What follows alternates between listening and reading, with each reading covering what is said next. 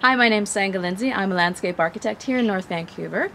It is almost the beginning of June. We're a little late here this year, about 3 weeks behind schedule.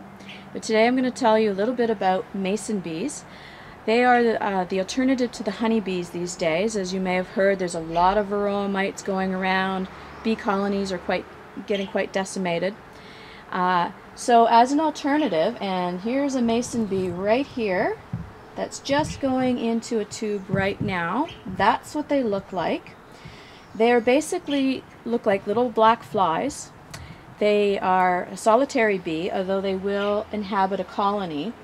What mason bees do is in the wild, they will find bits of wood and they'll burrow in tubes like this sort of idea, lay their eggs. Mason bees are a very early bee. They only come out in May, June, and they're great pollinators for things like apple trees. So we have some columnar apples here, we have grapes here, right beside our mason bee houses. Great for pollination, and farmers are using mason bees a lot more for that very reason. Oftentimes in May, the weather is very rainy, cold, and honeybees don't like to fly in inclement weather, whereas mason bees will fly in rain, a bit of rain, and colder temperatures. So that's why they've become a very valuable addition to our pollinators in agriculture.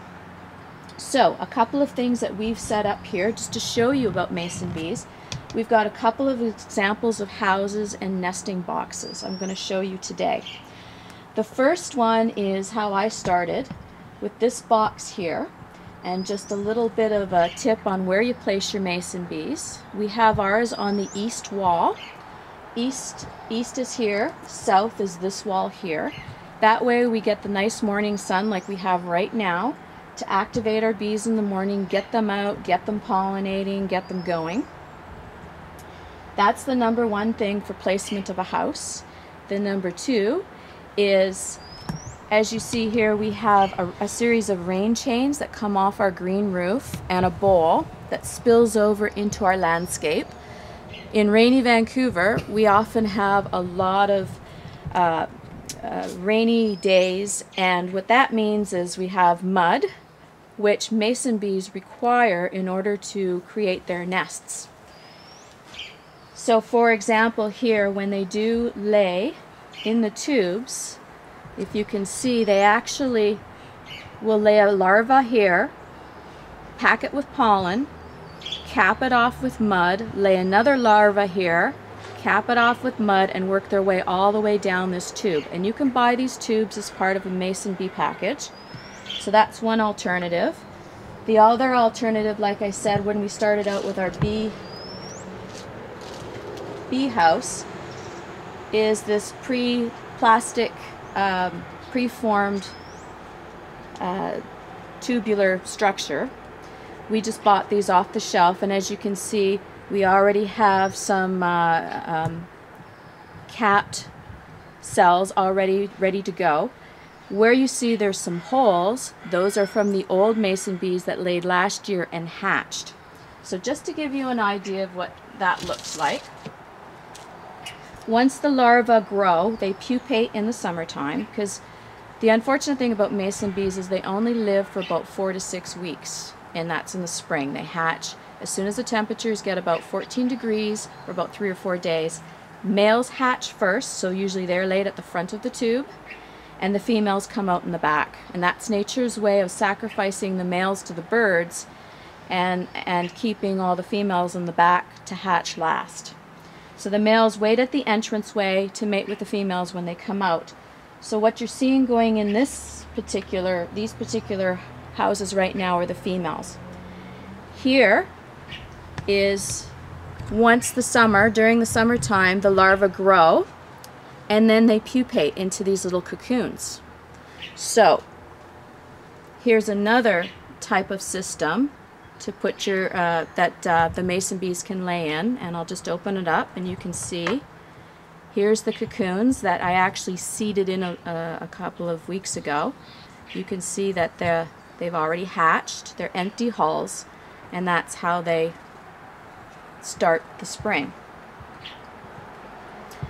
So one of the things that you can do, and that we did because we did have a rainy Vancouver day, or a rainy Vancouver spring, is I actually kept my tubes, my plastic cells, and these apparatuses here in the fridge. And by keeping them in the fridge until the weather got better, I kept my bees dormant. And then I brought them out a couple of weeks ago when the weather got better. I simply took the cocoons and seeded them either in this sort of structure or these tubes, or in this case they stay permanent, and once those tubes all fill up and hatch, I'll clean them out for another go in about a year or two. Just to give you an idea, I started out with 20 cocoons. I bought them, seeded my original house. I now have over 200 cocoons 2 years later, so they can be quite prolific. A tip that if you can't buy the cocoons right off the bat, if you do put your houses out, there's lots of natives, because mason bees are native to North America, and the opportunist bees will come and find these as nesting places. So you can encourage wild bees by simply putting out your tubes or any of these other devices. Summer bees, there's also a summer mason bee that acts very much like the spring mason bee. This is a block here. As you can see, the holes here are a lot smaller, so basically that's a block here. And I'll put these out in the summertime, so they're a lot smaller bee, and they'll do some summer pollination. So that's for your summer mason bees, to encourage them to come around as well. That's it in a nutshell. Hope you enjoyed the video, and remember, mason bees are really easy. They're solitary, they're very friendly, great for educating kids, they're great around pets. They very rarely sting, and if they do sting, it's like a mosquito bite, so not like the venomous type of sting a honeybee has. Great for your garden, great for your crops. Consider mason bees in your garden, and if you want any more information, please visit my website at www.sengadesigns.com. Thanks for watching.